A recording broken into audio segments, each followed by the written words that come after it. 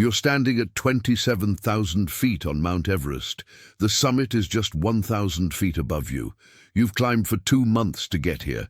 You're exhausted, hypoxic. Your brain is dying from lack of oxygen. And then you see her, a woman, sitting upright on a rocky outcrop. Her back is against her backpack. Her arms are wrapped around her knees. Her blonde hair is blowing in the wind. And her eyes are open, staring directly at you. For a moment, you think she's alive. You think she's another climber resting, but she's not resting. She's dead. She's been dead for years, frozen solid, perfectly preserved by the sub-zero temperatures. And every climber who passes this spot sees her face, sees her eyes, locked in an expression that's neither peaceful nor anguished, just empty. Her name is Hannelore Schmatz. She's the 4th woman to summit Everest, and the 1st woman to die there. In October 1979, she sat down to rest 300 meters from the summit and never stood up again. For 17 years, her body remained exactly where she died, sitting upright, frozen in place, staring at every climber who passed, until one day, the mountain finally took her. This is her story, the woman whose death became a landmark, the frozen corpse that haunted a generation of climbers, and the 17 years she spent watching people walk past her on their way to the summit. This is that story. Hannelore Schmatz was 39 years old when she decided to climb Mount Everest. She was German, a housewife, mother to 2 teenage children, married to Gerhard Schmatz, a successful businessman who shared her passion for mountaineering. The couple had climbed extensively across the Alps, Mont Blanc, the Matterhorn, dozens of challenging peaks. But Everest was different. Everest was the ultimate achievement, the highest point on Earth, the mountain that separated amateurs from legends. In 1979, women climbing Everest were still rare. Only 3 women had successfully summited before Hannelore: Junko Tabei, Japan, 1975, Fantog, Tibet, 1975, and Wanda Rutkiewicz, Poland, 1978. Reaching the summit as a woman meant joining an elite group of fewer than a handful of people on the planet. It meant proving that gender was irrelevant at extreme altitude. It meant Hannelore making history. Joined a German expedition led by experienced climber Günther Herter.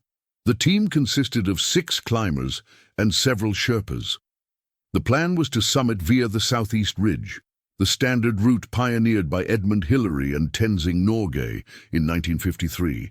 It's technically less challenging than the North Ridge, but still lethal. The death zone above 26,000 feet kills slowly. Your body consumes itself. Your brain swells. Your judgment fails. And if you stay too long, you don't come down. The expedition began in August 1979, during the post-monsoon season. This is considered the safer climbing window. The monsoon rains have ended, but winter storms haven't fully arrived.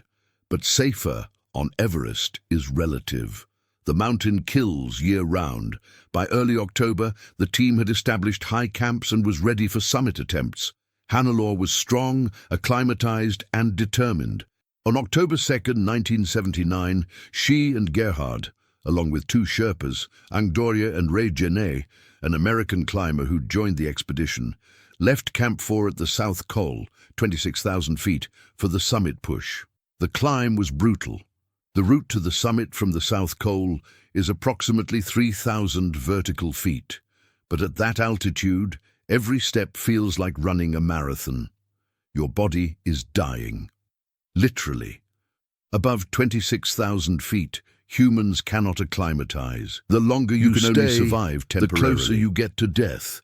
Hannelore climbed slowly but steadily. She used supplemental oxygen, tanks carried on her back, breathing through a mask. But even with oxygen, her brain was being starved. Hypoxia causes confusion, hallucinations, poor judgment. Many climbers in the death zone make fatal decisions because they're literally too oxygen-deprived to think clearly. At approximately 3 p.m. on October 2nd, Hannelore Schmatz reached the summit of Mount Everest. She stood at 29,032 feet, the highest point a human can stand on Earth. She was the fourth woman in history to achieve this. She took photos, planted a flag, embraced Gerhard, and then began the descent. Summiting is only half the challenge. Most deaths on Everest occur during the descent. Climbers are exhausted. Their oxygen is running low. The adrenaline of reaching the summit fades, and the reality of the return journey sets in, and the mountain is just as deadly going down as it was going up. Hannelor's descent was slow, too slow. By the time she reached the south summit, a small plateau just 300 meters below the true summit, darkness was falling. She was exhausted. Her oxygen was nearly depleted, and she made a decision that would kill her. She sat down to rest. Ray Genet, the American climber who'd summited with the Schmatz group, also sat down. He was even more exhausted than Hannelor. The two of them decided to wait for daylight before continuing. It seemed logical. Descending in the dark, exhausted and hypoxic, was extremely dangerous. Better to rest a few hours and descend in the morning. But resting at 28,700 feet is a death sentence. The human body cannot survive overnight at that altitude without shelter, without heat, without continuous oxygen. The temperature at night on Everest regularly drops to 40 °C or colder. Wind chill can push it to 100°C, and at that temperature, exposed skin freezes in minutes. Your core temperature drops. Hypothermia sets in, you fall asleep, and you never wake up. Ang Dorje, one of the Sherpas, begged Hannelor and Ray to keep moving. "We have to go down," he said, "but if we stay, we die." But Hannelor was too exhausted to stand. "I can't," she whispered. "I need to rest. Just a little rest." Gerhard faced an agonizing choice: stay with his wife and die with her, or descend and try to send help. He chose survival. He descended with Ang Dorje, promising Hannelore he'd return with oxygen and assistance. But help never came, because by the time Gerhard reached Camp 4, he was hypothermic, frostbitten, and barely conscious. He collapsed in his tent, and Hannelore was left alone on the south summit with Ray Genet. They sat through the night, freezing, the temperature plummeting, their bodies shutting down. Ray Genet died first. Sometime around midnight, his body slumped forward.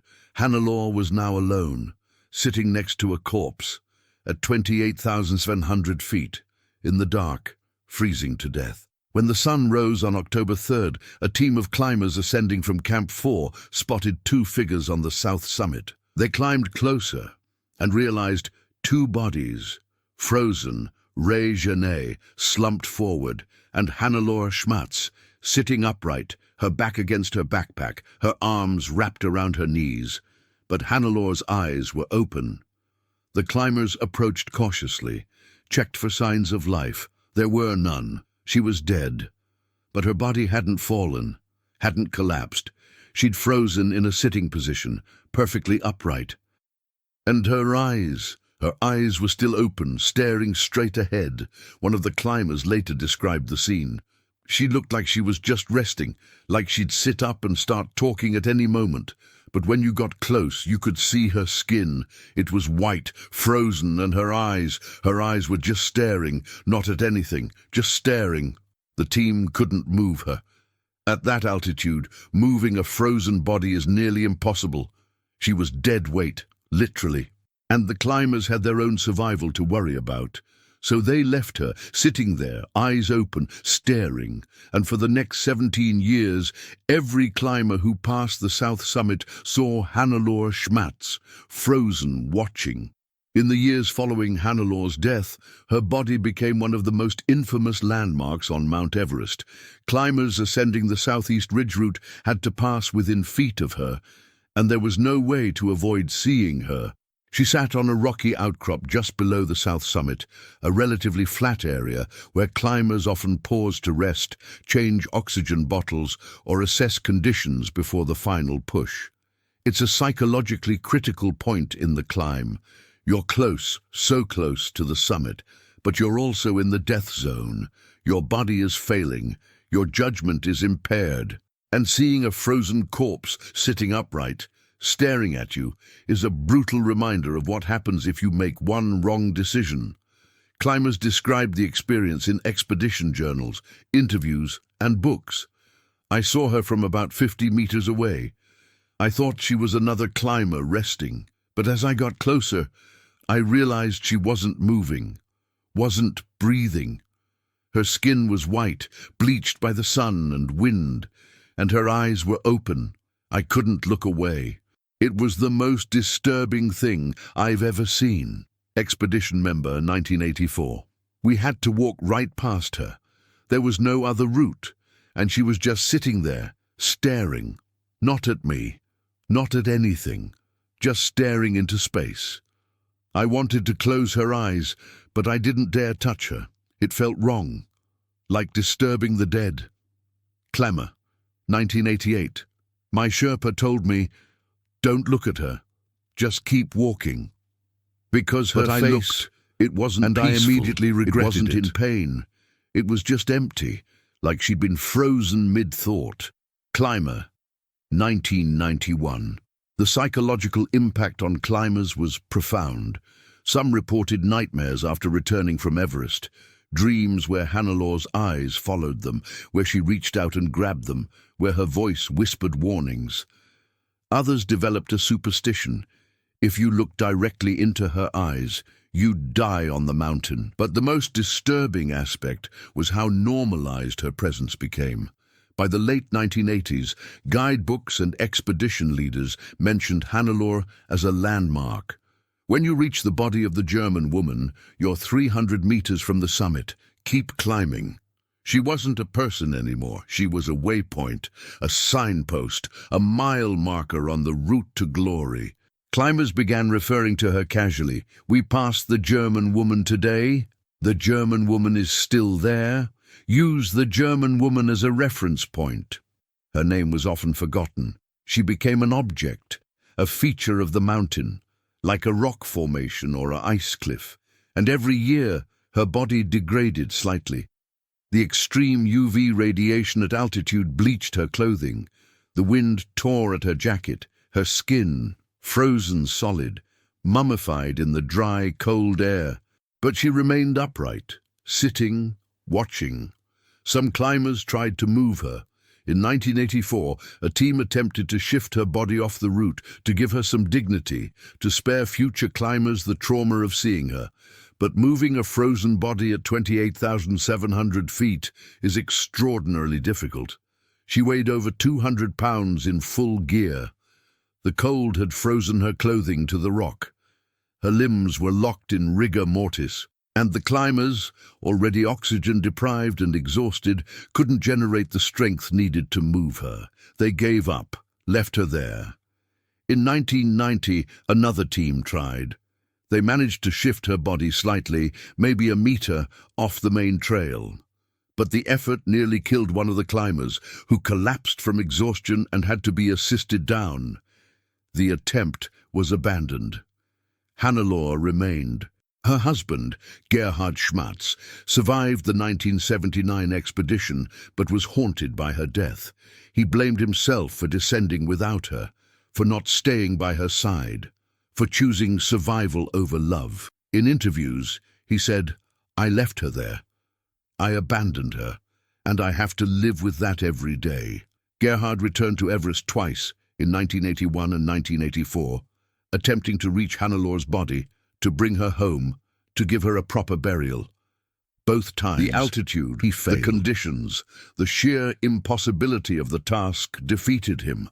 On his second attempt, Gerhard himself nearly died. He suffered severe frostbite and had to be evacuated. He never climbed again. In a 1985 letter to a German mountaineering magazine, Gerhard wrote, "Hannelor is still on the mountain, and I cannot reach her. I have failed her in life and in death. The mountain has taken her from me, and it will never give her back." Gerhard Schmatz died in 1987, not on Everest, but during an avalanche on another peak. Some climbers believe he was subconsciously seeking death, trying to join Hannelore. Others think it was just bad luck. Either way, Hannelore's husband died in the mountains, just like she did, but Hannelore remained on Everest, sitting, watching, year after year. By the mid-1990s, her body had become a grim tourist attraction. Climbers specifically sought her out, taking photos, posing next to her frozen corpse. Some photos made it into magazines, documentaries, coffee table books about Everest. The ethics were debated endlessly. Is it disrespectful to photograph the dead, or is it important documentation of the mountain's dangers? Hannelore's family, her 2 children, now adults, publicly pleaded for people to stop photographing their mother's corpse. "She's not a landmark," her daughter said in a 1994 interview. "She's not a tourist attraction. She's our mother, and she deserves dignity." But the photos continued because at extreme altitude, empathy fades. Climbers are focused on survival, on summiting, on descending before they become the next body. And a frozen corpse, no matter whose mother, whose wife, whose sister it once was, becomes just another obstacle to navigate around. Then, in 1996, climbers ascending the southeast ridge reported that Hannelore's body was gone, not moved, not buried, just gone. The rocky outcrop where she'd sat for 17 years was empty. Search teams investigated. They found no evidence of her body nearby. No clothing, no equipment, no bones.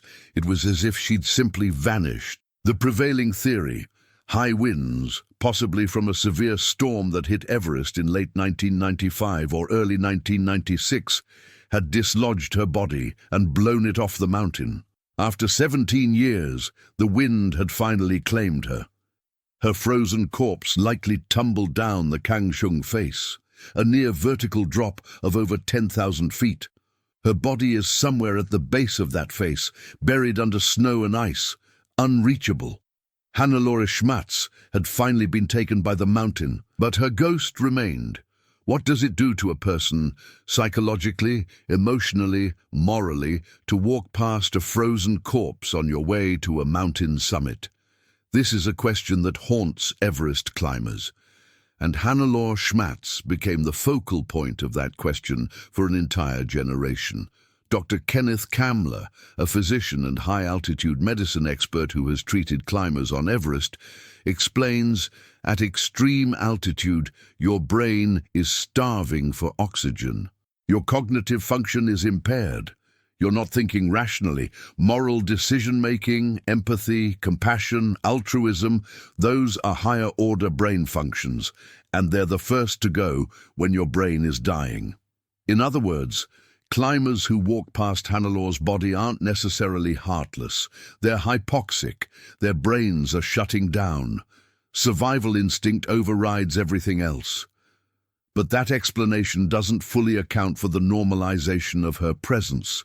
By the 1990s, climbers weren't just walking past her in a hypoxic daze. They were planning for it. Expedition leaders briefed their teams. You'll pass the German woman at approximately 28,700 feet. Don't stop. Don't stare. Keep moving. She became part of the route, an expected waypoint, and that normalization, that transformation of a human being into a landmark, reveals something uncomfortable about how humans process death in extreme environments. Psychologists call this moral disengagement. It's a coping mechanism where people emotionally distance themselves from unethical or disturbing situations by reframing them in ways that reduce personal responsibility or guilt. In Hannelore's case, climbers engaged in several moral disengagement strategies. Me1. Dehumanization, referring to her as the German woman or the body instead of by name. This linguistic shift makes it easier to view her as an object rather than a person. 2. Rationalization. She's already dead. There's nothing I can do. This is true. Hannelore was beyond saving, but the rationalization extends to photographing her, using her as a reference point, and not attempting to move her out of respect. 3. Displacement of responsibility. The mountain killed her, not me. This shifts blame away from individual climbers onto the abstract mountain, making it easier to walk past without guilt. 4. Numbing. After seeing multiple bodies on Everest, there are over 200, climbers become desensitized. The first body is shocking. The fifth body is just part of the landscape. But not all climbers could disengage. Some were deeply traumatized by seeing Hannelore. Climber testimonial, 1992. I reached the south summit and saw her sitting there. I knew she was dead, but my brain kept telling me she was alive, that she'd blink, that she'd ask for help. I stood there for 10 minutes, frozen, unable to move past her. My Sherpa had to physically pull me away. I had nightmares for months afterward. Climber testimonial, 1994. I looked into her eyes. I know you're not supposed to, but I did.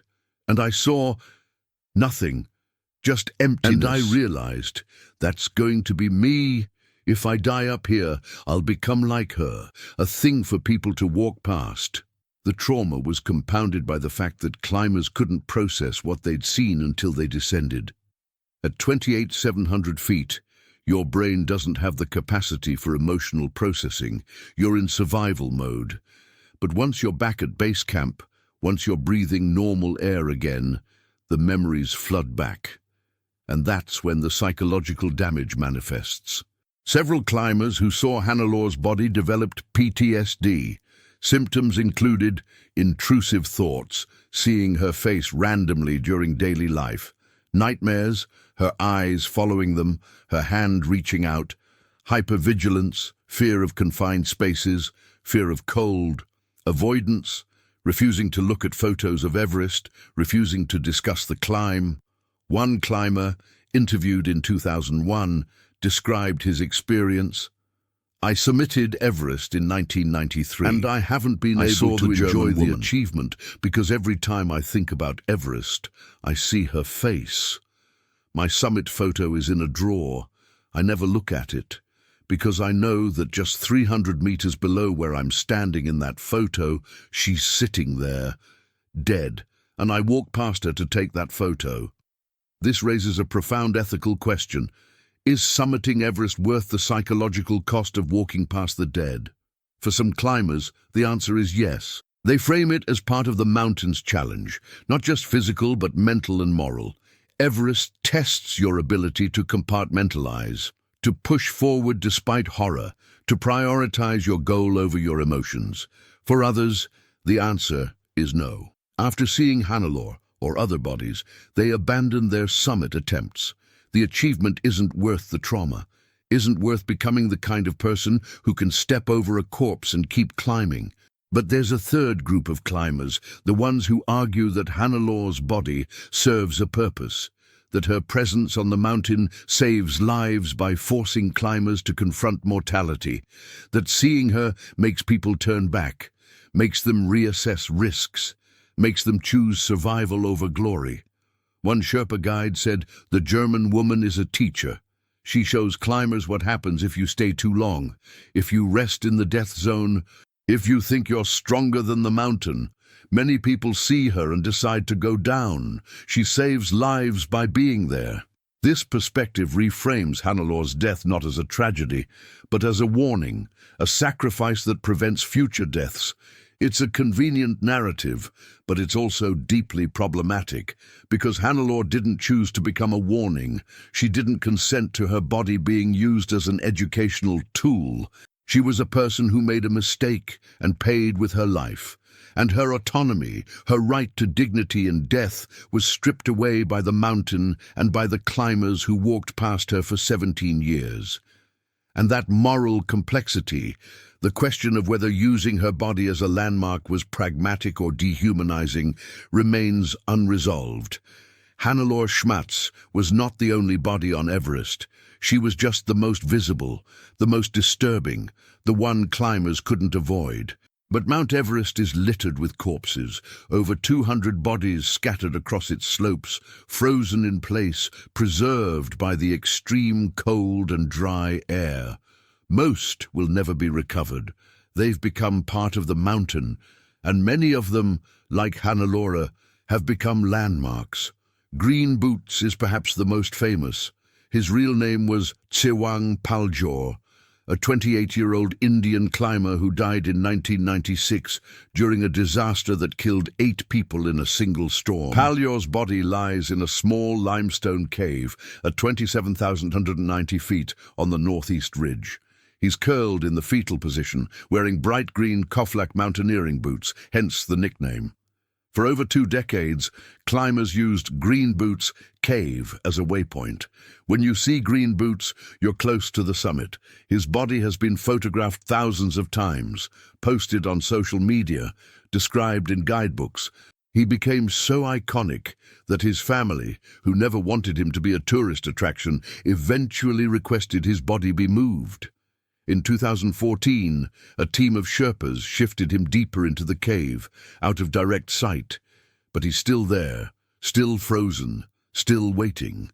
Sleeping Beauty was Francis Arsenyev, an American climber who summited Everest without supplemental oxygen in 1998, a staggering achievement. But on the descent, she collapsed from exhaustion and hypothermia at 27,200 feet. Climbers found her alive the next day. She begged them not to leave her. "Please don't leave me," she whispered. But they did, because rescuing her would have killed them too. Frances died alone, her body sprawled across a rocky slope. For years, climbers reported seeing her, blonde hair blowing in the wind, face bleached white by sun and cold, eyes frozen open. They called her Sleeping Beauty because from a distance, she looked peaceful. Up close, she was horrifying. In 2007, a team moved her body off the main route, giving her some privacy, but the nickname stuck, and her story became a cautionary tale about the costs of climbing without oxygen. Hannelore Schmatz sat upright for 17 years, watching climbers pass. Green Boots has been lying in his cave since 1996. Sleeping Beauty was visible for nearly a decade. But there are dozens more, bodies without names, without stories, just frozen corpses marking the routes. On the northeast ridge, there's a section climbers call Rainbow Valley. It's not named for natural beauty. It's named for the brightly colored jackets of the dead, red, yellow, blue, green, scattered across the slope like discarded clothing. Except it's not clothing, it's bodies, dozens of them, frozen in the positions they died. Some are sitting, some are lying down, some are reaching upward, as if trying to climb even in death. The colors are vibrant because the extreme UV radiation at altitude doesn't fade synthetic fabrics the way it does organic materials, so the bodies look almost fresh, almost alive, until you get close enough to see the faces. Climbers describe Rainbow Valley as the most psychologically disturbing section of Everest. You can't avoid seeing the bodies, can't avoid walking past them. And because there are so many, it's impossible to process them individually. They blur together into a mass of death, a reminder that Everest takes more than it gives back. One climber, interviewed in 2019, said, "I counted 12 bodies between Camp 4 and the summit. 12. And those were just the ones I could see. How many more are buried under snow? How many are hidden in crevasses? The mountain is a graveyard. And we're all just walking through it, pretending we're not going to be next. But not all bodies stay where they fall. Everest is geologically active. The mountain is still growing, rising approximately 4 millimeters per year as the Indian tectonic plate pushes into the Eurasian plate. This movement causes avalanches, rockfalls, and shifting glaciers. Bodies that were buried under snow can reappear decades later, carried downslope by glacial movement. In 1999, climbers found the body of George Mallory, the British mountaineer who disappeared in 1924 while attempting to become the first person to summit Everest. His body was discovered at 26,160 feet, 75 years after his death, perfectly preserved. His skin was bleached white. His clothing was in tatters, but his face was recognizable from photographs. The discovery answered one question, what happened to Mallory, but raised another. Did he summit before he died? The evidence is inconclusive. Mallory's body was examined, photographed, and then buried under rocks in a makeshift cairn. He remains on the mountain. In 2017, a body emerged from a glacier near Everest Base Camp. It had been buried for decades. The clothing suggested the person died in the 1970s or 1980s, but the body was so degraded by glacial movement that identification was impossible. It was buried again, this time in a cemetery in Kathmandu. Another anonymous victim of the mountain, the Khumbu Icefall, a chaotic, constantly shifting glacier between Base Camp and Camp I, is particularly deadly. It's a maze of towering ice seracs, columns of ice, deep crevasses, and ladders lashed together over gaping voids. The icefall is in constant motion, shifting, cracking, collapsing. Avalanches are common. In 2014, an avalanche in the Khumbu Icefall killed 16 Sherpas in a single event, the deadliest disaster in Everest's history. Some bodies were recovered, others are still buried under ice. And as the glacier moves, those bodies will eventually emerge, somewhere, sometime, decades from now. This raises an ethical question that has no good answer. Should bodies be left on Everest, or should they be recovered? Arguments for leaving them. Recovery is extremely dangerous. Sherpas have died attempting to bring bodies down. The cost is prohibitive, up to $70,000 per body. The bodies serve as warnings to future climbers. Some families prefer their loved ones remain on the mountain.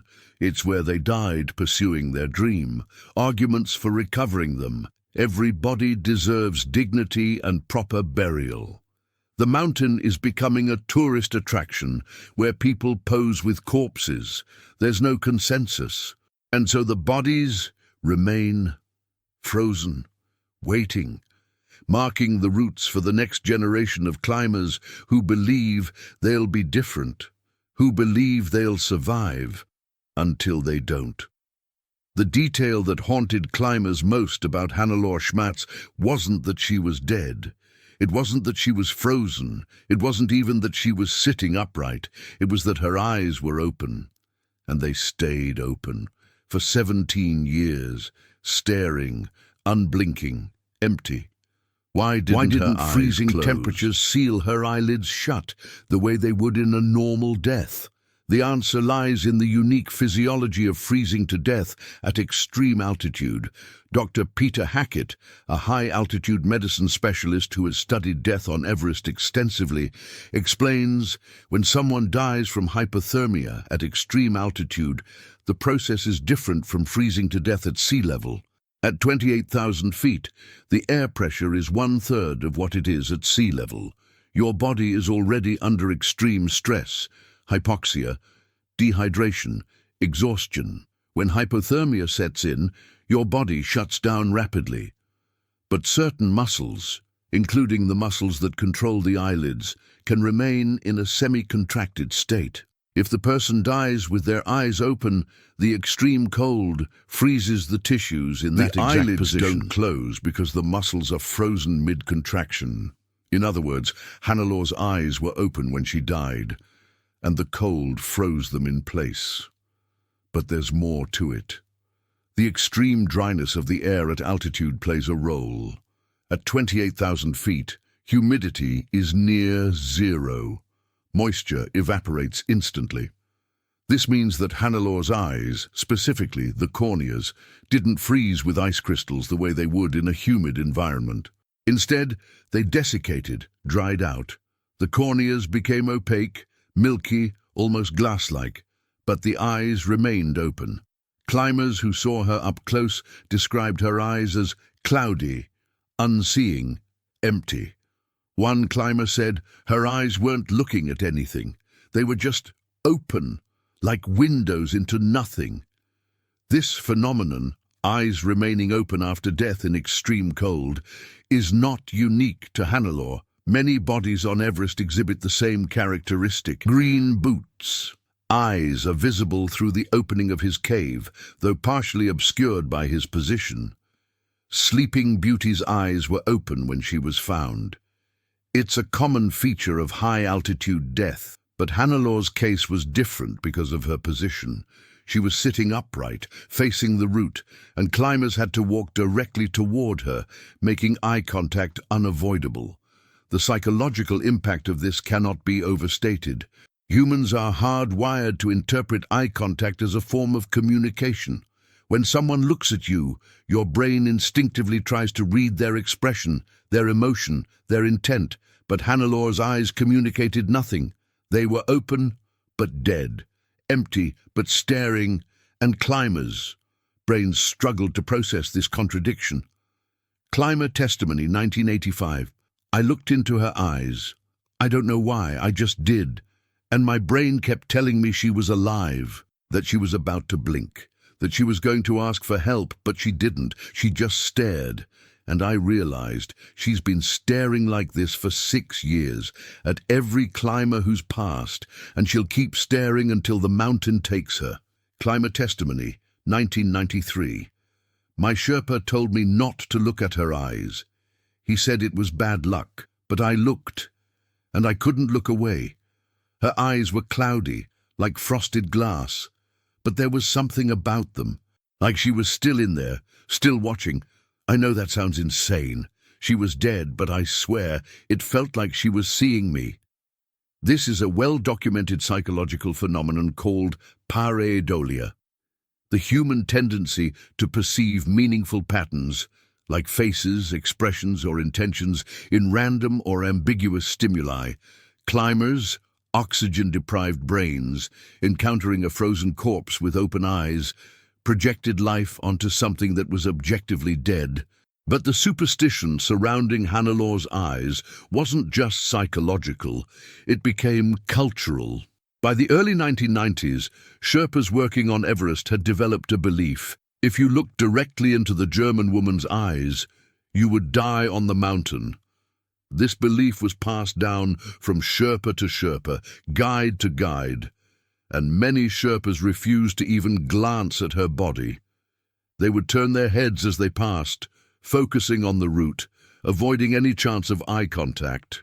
Some Sherpas performed rituals, prayers, offerings of rice or incense, before passing her, asking for her spirit's permission to continue.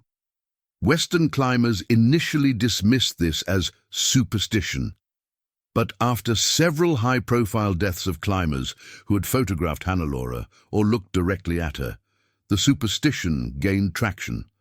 Climbers began avoiding eye contact, just in case. Expedition leaders briefed their teams: don't look at her, don't photograph her, just keep moving.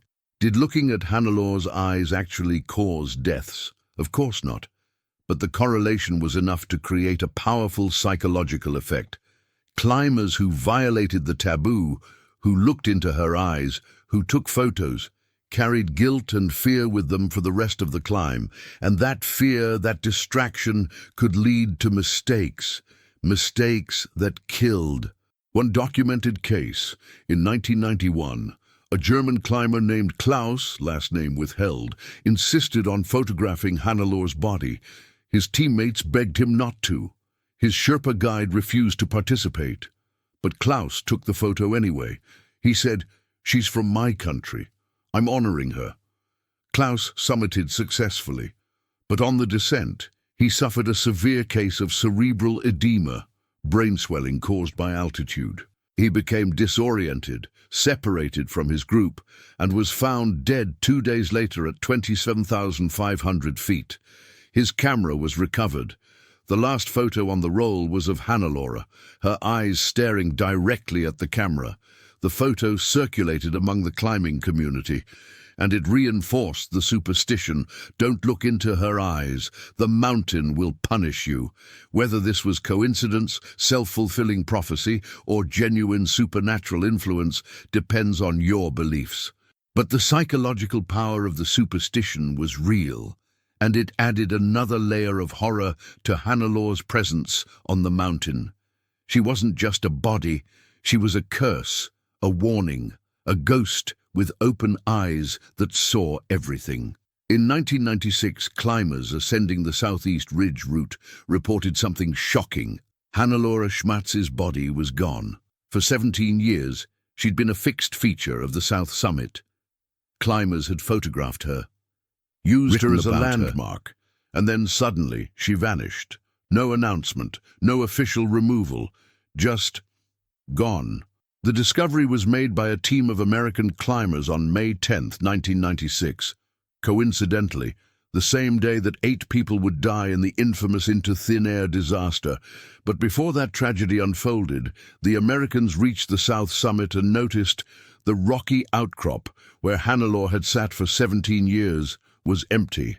One of the climbers radioed down to base camp, "The German woman is gone. The body's not here anymore." At first, people assumed a recovery team had finally moved her. But no recovery operation had been authorized, no team had been dispatched. And moving a body from 2,700 feet requires permits, coordination, and significant resources. None of that had happened. So where did she go? Theory number 1, high winds. The prevailing theory is that extreme winds dislodged her body and blew it off the mountain. Everest experiences jet stream level winds, regularly exceeding 100 mph, sometimes reaching 200 mph during severe storms. These winds can move objects and bodies that have been frozen in place for years. In the winter of 1995-1996, Everest was hit by several meteorological records show sustained winds of 150 plus mph at the summit during December 1995 and January 1996. These storms could have destabilized Hannelore's body, which had been gradually deteriorating over 17 years. The freeze-thaw cycles, UV radiation, and constant wind exposure would have weakened the bond between her frozen clothing and the rock. If a powerful gust caught her at the right angle, it could have lifted her body and sent it tumbling down the Kangshung face, a near-vertical 10,000-foot drop on the eastern side of Everest. Bodies that fall down the Kangshung face are never recovered. The terrain is too steep, too dangerous, and too remote. Hannelore's body is likely buried under snow and ice at the base of that face, unreachable. Theory number 2, intentional removal. Some climbers believe Hannelore's body was deliberately moved by a team of Sherpas who wanted to give her dignity and spare future climbers the trauma of seeing her. This theory is supported by the fact that Sherpas had attempted to move her body in the past. And in 1996, the climbing season was particularly busy. Dozens of expeditions, hundreds of climbers. The presence of a highly visible corpse was seen as a morale problem. According to this theory, a small team of Sherpas, possibly acting without official permission, climbed to the South Summit during the pre-monsoon season before the May climbing window and pushed Hannelore's body off the edge. This would have been an act of respect, a Buddhist funeral of sorts. Sherpas often perform sky burials, leaving bodies in high places for scavengers and the elements, and pushing Hannelore off the mountain could be seen as a similar ritual. However, no Sherpas have ever publicly claimed responsibility, and the logistics are challenging. Moving a frozen body at 28,700 feet requires multiple people, significant effort, and oxygen. It's not a task undertaken lightly. If Sherpas did move her, they've kept it secret. Theory number 3, partial collapse. A third theory suggests that the rock outcrop where Hannelore sat partially collapsed due to freeze-thaw cycles, rockfalls, or seismic activity. Everest experiences minor earthquakes regularly as the Himalayan tectonic plates shift. If the ledge gave way, Hannelore's body could have tumbled down the mountain. This would explain the sudden disappearance without requiring extreme winds or human intervention. Geological evidence supports this theory. The South Summit area is unstable. Rockfalls are common, and the freeze-thaw cycle, where water seeps into cracks, freezes, expands, and fractures rock, gradually weakens the mountain's structure. What do climbers believe? Most climbers who discussed the disappearance in the late 1990s believed theory number 1, that wind took her. It's the simplest explanation and requires no human intervention. One climber said, "The mountain gave her to us for 17 years." But some Sherpas privately believe theory number 2, that she was moved intentionally. One Sherpa guide, interviewed in 2003, said, "The German woman suffered enough. She sat there for 17 years, staring at climbers, unable to rest. Someone did the right thing and let her go." The family's response. Hannelor's children were notified in 1996 that their mother's body had disappeared. They expressed relief. In a statement to the German press, her daughter said, "We are grateful. For 17 years, our mother was displayed on that mountain like a museum exhibit. Now she can rest. We don't need to know where her body is. We just need to know she's no longer being stared at." The family requested that no further searches be conducted. They didn't want her body recovered. They wanted her left in peace. The legacy of the disappearance. Hannelor's disappearance marked a turning point in how Everest deaths were handled. In the years following, there was increased effort to move visible bodies off main routes, not necessarily to recover them, but to spare climbers the psychological trauma. In 2007, Francis Arsenyev, Sleeping Beauty, was moved. In 2014, Green Boots was shifted deeper into his cave. Other bodies were pushed off ledges, buried under rocks, or repositioned to be less visible. The philosophy shifted from "bodies are part of the mountain" to "bodies should be hidden if possible." Not out of disrespect, but out of recognition that seeing corpses normalizes death and desensitizes climbers to risk. But Hannelor's disappearance also created a void. For climbers who'd used her as a landmark for years, the south summit felt different, empty. One climber who summited in 1997 said, "I reached the spot where she used to sit, and it felt wrong. I'd spent years imagining that moment, seeing her, walking past her, and she wasn't there. It was almost disappointing, and then I felt guilty for feeling disappointed." The mountain had taken Hannelore Schmatz, but her ghost remained. In the stories, in the nightmares, in the eyes of climbers who'd seen her and could never forget. Hannelore Schmatz was the first woman to die on Mount Everest, but she wouldn't be the last. In the decades since her death, dozens of women have perished on the mountain. Some became famous, others are forgotten. But all of them face the same brutal reality. Everest does not care about gender. It kills indiscriminately. When Hannelore died in 1979, only 3 women had successfully summited Everest. Today, over 700 women have reached the top. But the death toll has grown proportionally. Approximately 50 women have died on Everest, roughly 7% of the total deaths on the mountain. This percentage mirrors the gender ratio of climbers. Women make up about 10 to 15% of Everest attempts. But some female deaths on Everest stand out for their tragedy, their visibility, or the debates they sparked. Francis Arsenyev, 1998, Sleeping Beauty. Francis was 40 years old, American, woman and determined to be the first without supplemental oxygen. She succeeded, but on the descent she collapsed from exhaustion and cerebral edema at 27,200 feet. She was found alive the next day by a team of Uzbek climbers who tried desperately to move her, but she was too weak, too frozen. They left her, promising to send help. Help never came. Later that day, 2 more climbers, Ian Woodall and Kathy O'Dowd, found Francis. She was barely conscious, making guttural sounds, unable to speak. Woodall stayed with her for an hour, holding her hand, talking to her. But the altitude was killing him too. He had to leave. Francis died alone, sprawled on a rocky slope, her arms spread wide, eyes open. For 9 years, her body remained visible. Climbers called her Sleeping Beauty because from a distance she looked peaceful. Up close, she was a nightmare. Blonde hair frozen in a halo, skin bleached white, eyes staring at nothing. In 2007, Ian Woodall, the climber who'd left her to die, returned to Everest with a single goal: move her body. He and a team of Sherpas spent hours shifting her frozen corpse off the main route. They covered her with an American flag, said prayers, and pushed her body off a ledge into a crevasse. Woodall later said, "I didn't do it for her. She's gone. I did it for the climbers who had to keep walking past her."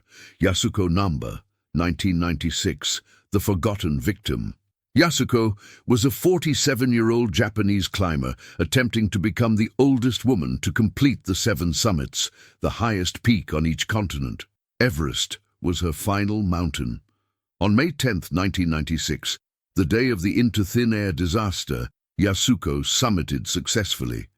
But on the descent, she was caught in a severe storm. She collapsed near the South Col the next morning was left for dead. Climbers found her body frozen next to Beck Weathers, who miraculously survived. Yasuko wasn't as lucky. She was pronounced dead and left on the mountain. Her body remained visible for years before eventually being buried by snow.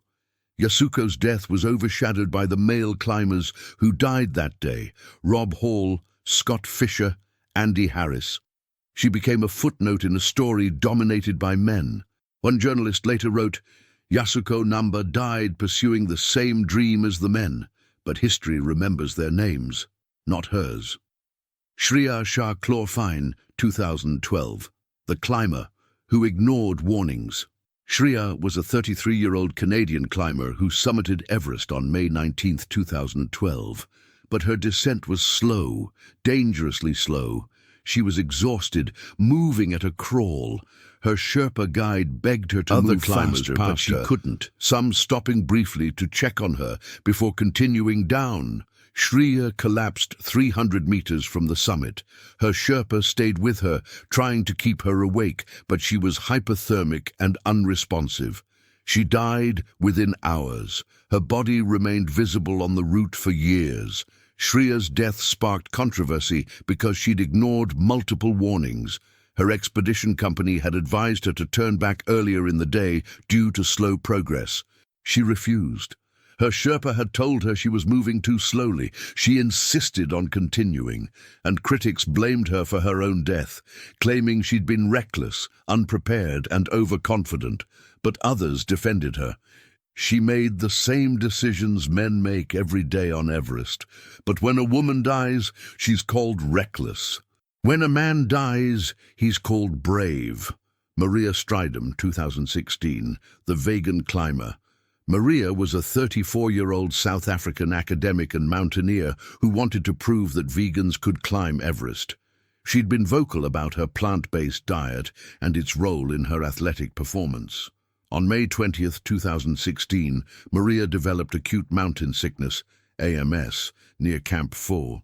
She collapsed and died within hours despite rescue attempts. Her death became a lightning rod for debate. Some blamed her vegan diet, claiming it left her nutritionally deficient. Medical experts later debunked this. Her diet had nothing to do with her death. Others blamed the mountain, but Maria's husband, who was climbing with her, said simply, "She died doing what she loved. That's all that matters." What do these deaths tell us? Female climbers on Everest face the same physical challenges as men: altitude, cold, exhaustion. But they also face additional scrutiny. When a woman dies, the media often focuses on her gender, her motivations, her perceived recklessness. When a man dies, he's eulogized as a hero who pushed the limits.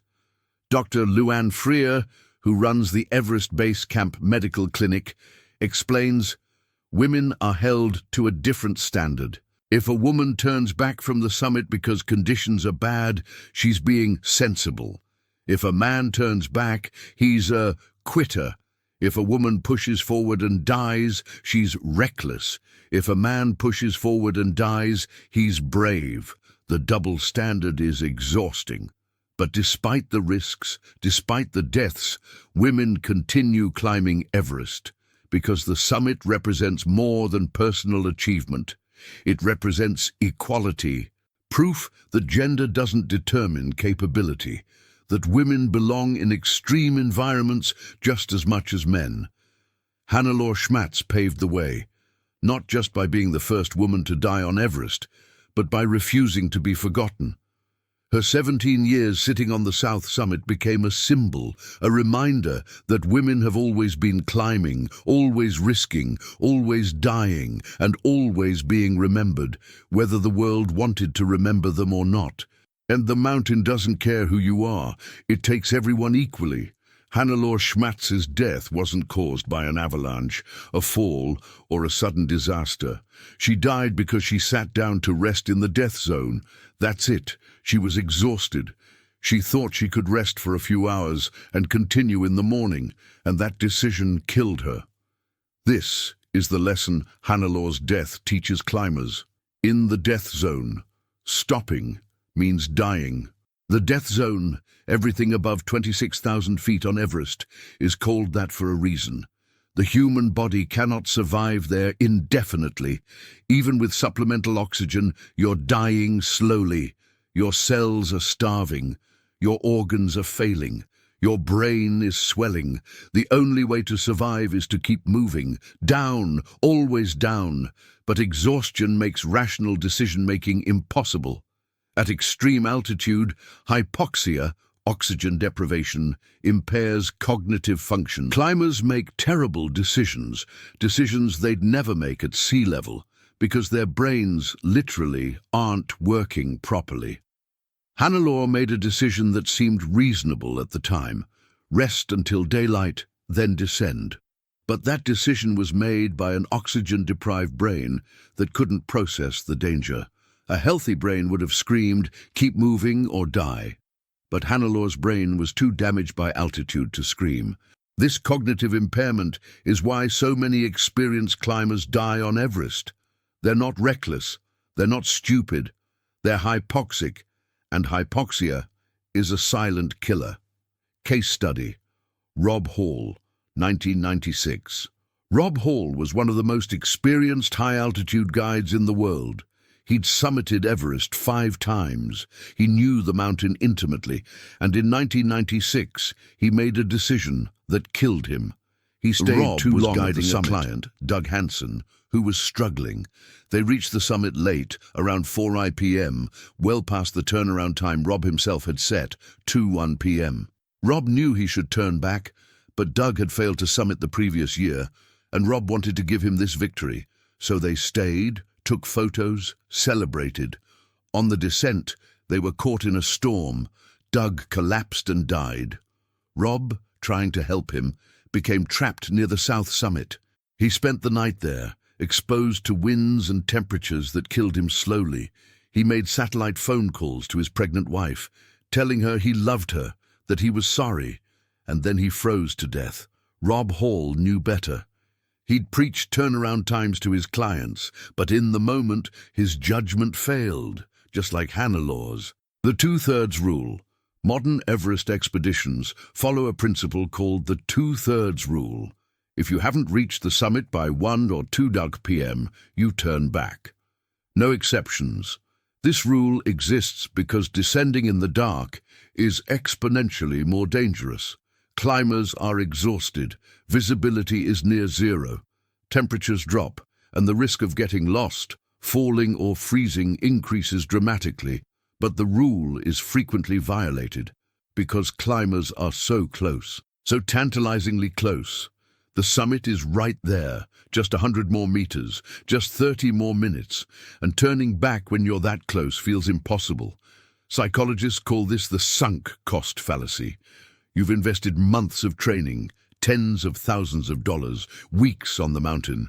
Turning back means all of that was for nothing. So climbers push forward, ignoring warning signs, ignoring turnaround times, ignoring their own bodies screaming at them to stop. And many of them die. Hannelore's legacy, the importance of turning back. Hannelore's death and her 17 years sitting on the mountain as a visible reminder became a powerful teaching tool.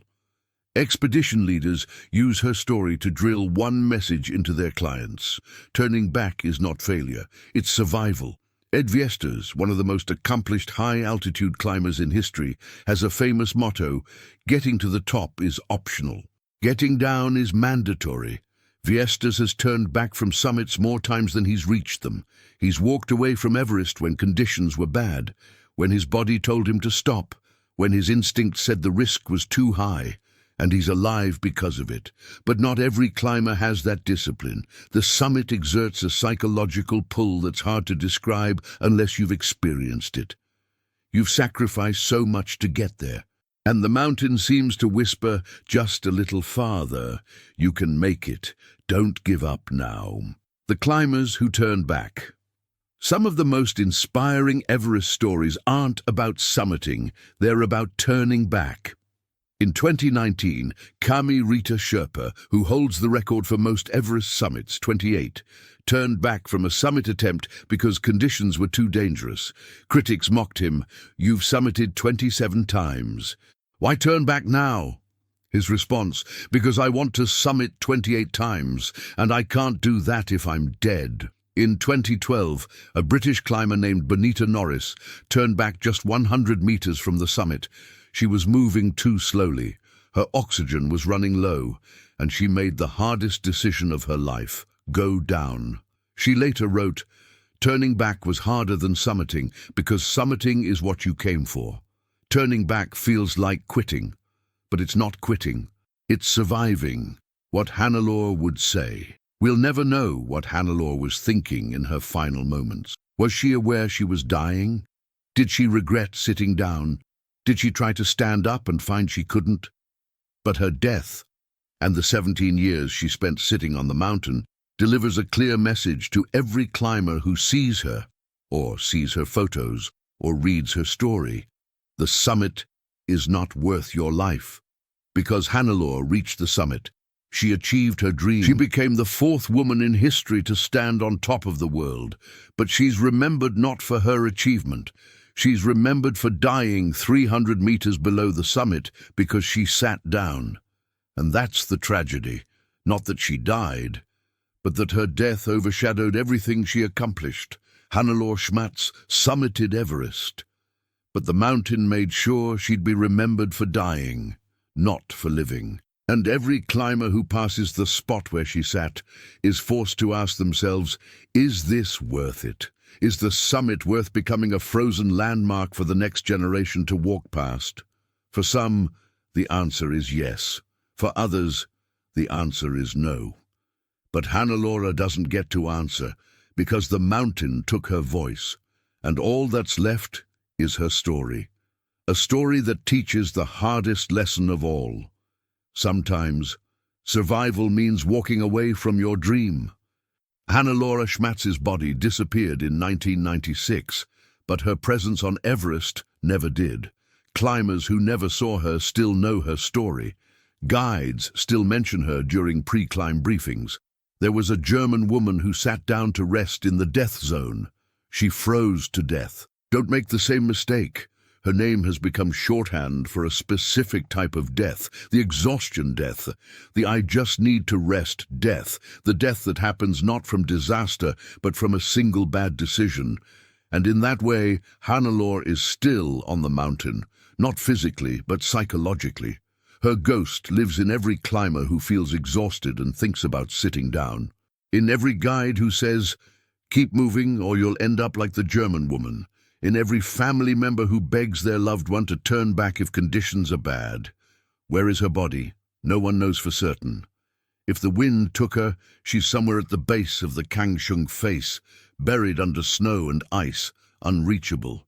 If Sherpas moved her, they've never said where. If the ledge collapsed, she could be in a crevasse, entombed in glacial ice that will carry her slowly downslope over centuries. She might reappear someday. Glaciers move, ice melts. Bodies buried decades ago can surface without warning. George Mallory's body was found 75 years after his death. Hannelore could emerge tomorrow, or never. The mountain keeps its secrets. What her children say, Hannelore's daughter and son, now in their 60s, rarely speak publicly about their mother. But in a 2010 interview marking the 31st anniversary of her death, her daughter said, "People ask me if I'm angry at the mountain, if I blame Everest for taking my mother, but I don't. My mother chose to climb. She knew the risks, and she died doing what she loved. I'm not angry at the mountain. I'm angry at the people who photographed her." who used her as a landmark, who turned her into a tourist attraction. She was a person, our mother, and she deserved dignity. The climbers who remember. In 2019, on the 40th anniversary of Hannelor's death, a group of German climbers organized a memorial ceremony at Everest Base Camp. They placed a plaque honoring Hannelor and all the women who have died on Everest. The plaque reads, Hannelor Schmatz, 1940-1979, fourth woman to summit Everest, first woman to die there. May she rest in peace, wherever the mountain has taken her.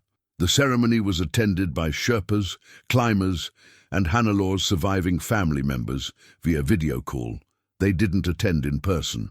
Prayers were said in German, Nepali, and English, and climbers shared stories, not of Hannelor's death, but of her life, her passion for mountains, her determination, her courage. One elderly Sherpa who'd been working on Everest in 1979 spoke, I remember the German woman. I was young then. I saw her body many times over the years, and every time I prayed for her. I believe her spirit has finally left the mountain. I believe she is at peace. The final lesson. Hannelor Schmatz's story is not a story of failure. It's a story of ambition, achievement, and the thin line between life and death at extreme altitude. She summited Everest when only 3 women before her had done so. She pushed the boundaries of what women were believed capable of, and she paid the ultimate price. But her death taught the world something invaluable.